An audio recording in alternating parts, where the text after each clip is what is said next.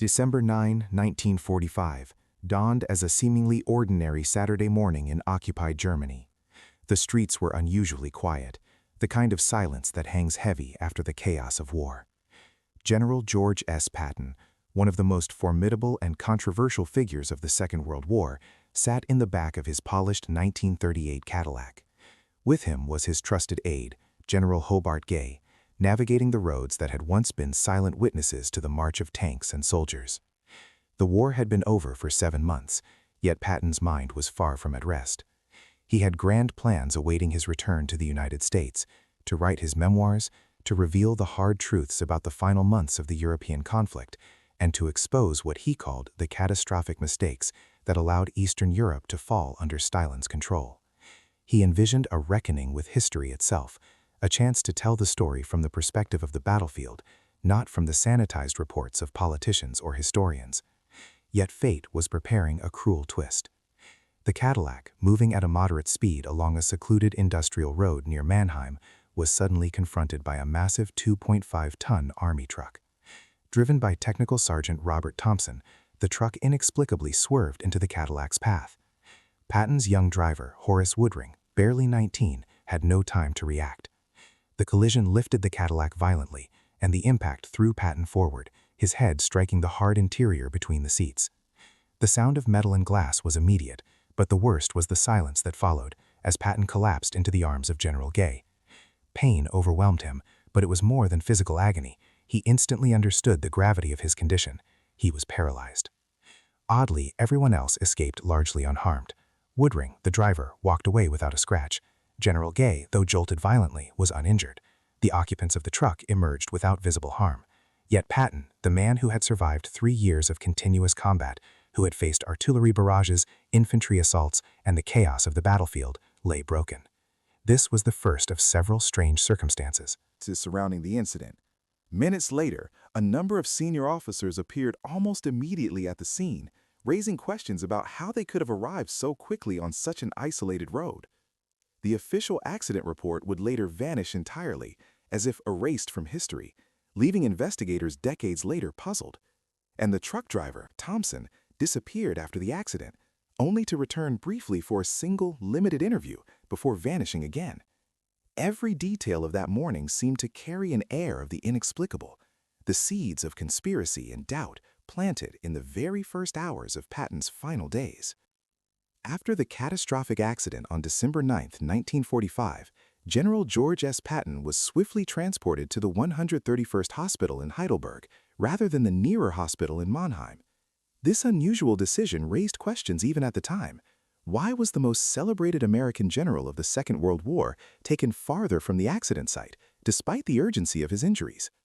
Patton's condition was immediately recognized as severe. Doctors diagnosed fractures to the third cervical vertebra and severe trauma to the spinal cord, leaving him paralyzed from the neck down. The once dominant soldier, who had commanded thousands of troops and faced enemy fire with fearless resolve, now lay immobile, confined to a hospital bed, unable to move or speak freely. Despite the gravity of his injuries, Patton's mind remained sharp.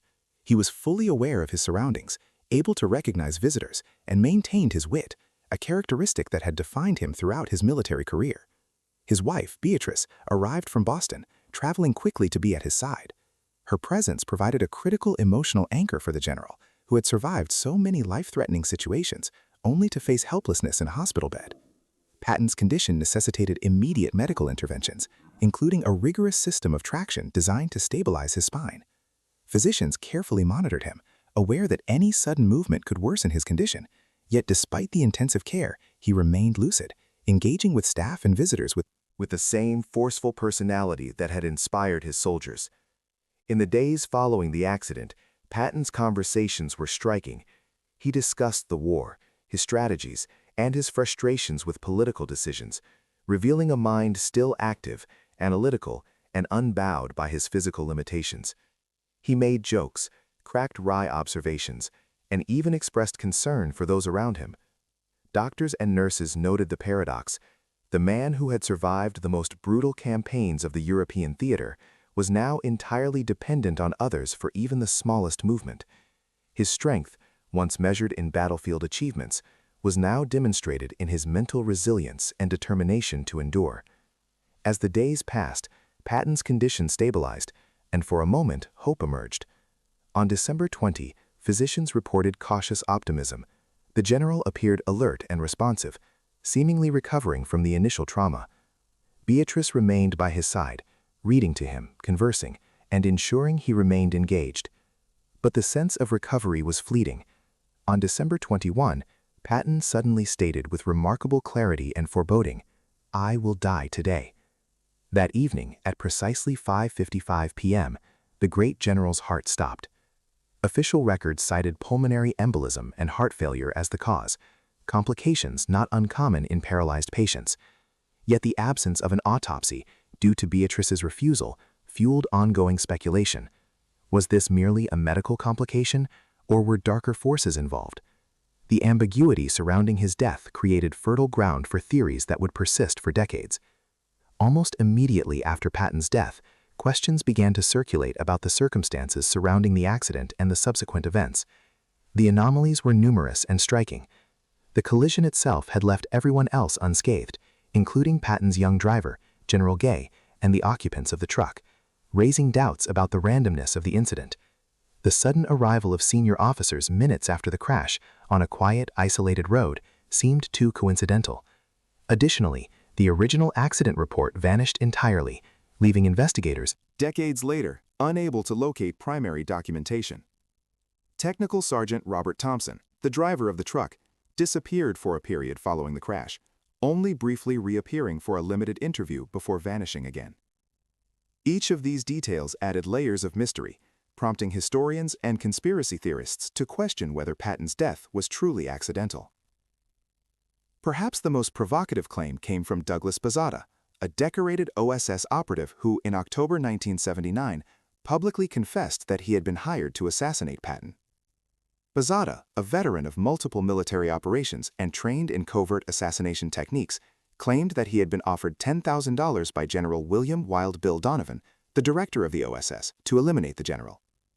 He asserted that he had orchestrated circumstances to ensure Patton's fatal injury, and that events on the road that day matched his instructions with chilling accuracy.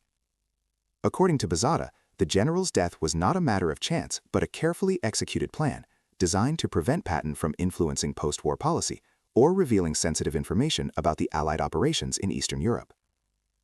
Other researchers, including journalists and historians, compiled years of evidence suggesting that Patton's death was unusual even by the standards of post-war chaos. The choice of hospital, the missing reports, the quick disappearance of key witnesses, and the unexplained presence of high-ranking officers all hinted at possible coordination or foreknowledge. Books by authors such as Robert Wilcox and investigative works by Bill O'Reilly and Martin Dugard have highlighted these inconsistencies, noting that while no definitive proof of assassination exists, the official narrative contains significant gaps. Patton's demise, surrounded by anomalies and contradictions, remains a subject of enduring fascination and speculation. George S. Patton's legacy is one of extraordinary military brilliance, personal charisma, and unyielding determination. He was a general whose strategies in the European theater of World War II became legendary, whose daring maneuvers and aggressive approach to red warfare often turned the tide of crucial battles, and whose leadership style inspired both deep admiration and intense criticism. His ability to analyze battlefield situations with precision, combined with an instinctive courage, allowed him to accomplish feats that many contemporaries considered impossible.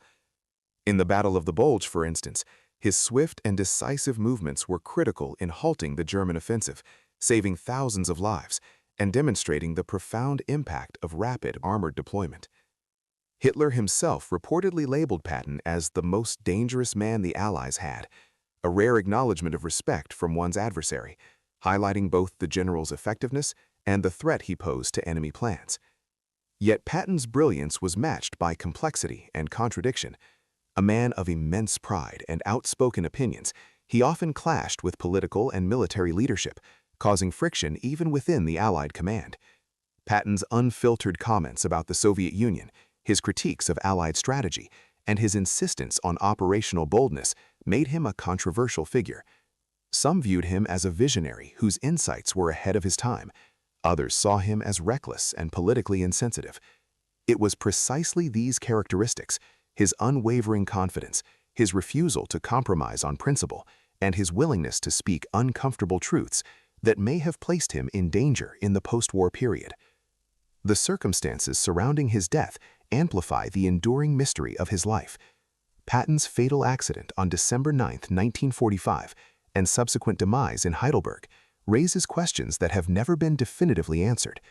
The anomalies, the missing accident report, the sudden arrival of senior officers at the crash site, the inexplicable transport to a distant hospital, and the disappearance of the truck driver fuel speculation that his death may not have been entirely accidental.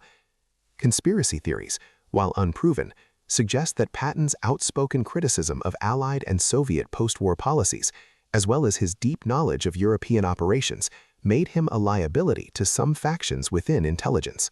And political circles. The confession of Douglas Bezada decades later, claiming to have been hired to assassinate Patton, adds an additional layer of intrigue, blurring the line between historical fact and legend.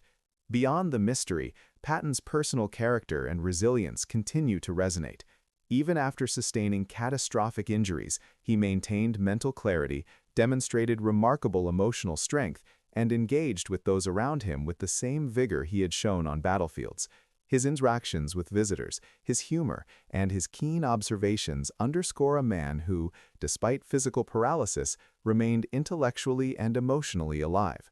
These traits contribute to the enduring fascination with his life and death, a soldier who survived the most brutal campaigns, only to confront mortality in a civilian setting, surrounded by unanswered questions. Patton's death also had profound symbolic and practical implications for the United States and the broader post-war world. He represented not only military prowess, but also an unflinching commitment to honesty, strategy, and courage. His absence removed a powerful voice from debates about the Allied occupation of Germany, the handling of Soviet expansion, and the shaping of post-war Europe. For historians, the gaps in the official narrative serve as a cautionary tale about the fragility of historical record-keeping, the influence of political agendas, and the potential for extraordinary individuals to be sidelined or silenced when their views challenge prevailing powers. Ultimately, George S. Patton's life and death encapsulate a tension between heroism and vulnerability, audacity and mortality. His achievements remind us of the impact that one determined individual can have on history, while the unresolved mysteries of his final days underscore the limits of human control, even for those who seemed invincible.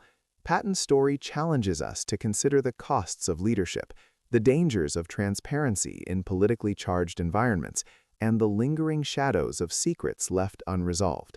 The general's legacy is therefore twofold: a testament to tactical genius and personal courage, and a reminder that even the strongest among us are subject to forces beyond comprehension or control.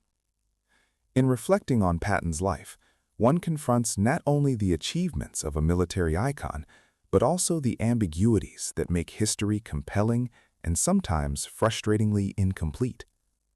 His death, whether by accident or conspiracy, leaves us with questions that inspire inquiry, debate, and speculation, ensuring that George S. Patton, the man, the warrior, and the enigma, will continue to capture imaginations for generations to come. History may not provide all the answers, but it preserves the questions, and in them, Patton's spirit endures, fearless, controversial, and unforgettable. In my personal opinion, the story of General George S. Patton is one of the most compelling and mysterious in modern history. Here was a man who survived countless battles, who faced death on the front lines with courage and intelligence, and yet, in a quiet civilian moment, his life ended under circumstances that continue to puzzle historians to this day.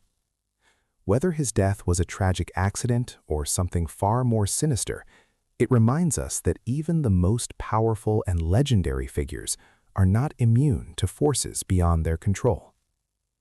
Patton's brilliance, his audacity, and his willingness to challenge authority make him a figure worth studying, remembering, and discussing. His story is not just about military strategy, it's about human resilience, leadership, and the difficult truths that history sometimes tries to bury. I find it both inspiring and deeply unsettling because it leaves us with questions that may never be fully answered. If you've enjoyed exploring this story with me, I'd love for you to hit that like button, subscribe to the channel, and leave a comment below. Tell me what you think. Was Patton's death really an accident, or was there something more behind it? I'm curious to hear your thoughts, theories, and interpretations. By engaging with history in this way, we keep these stories alive and make sure the lessons, mysteries, and heroes of the past continue to inspire future generations. Thank you so much for watching. And remember, sometimes the most dangerous thing a person can do is speak the truth. Stay curious, stay thoughtful, and I'll see you in the next story.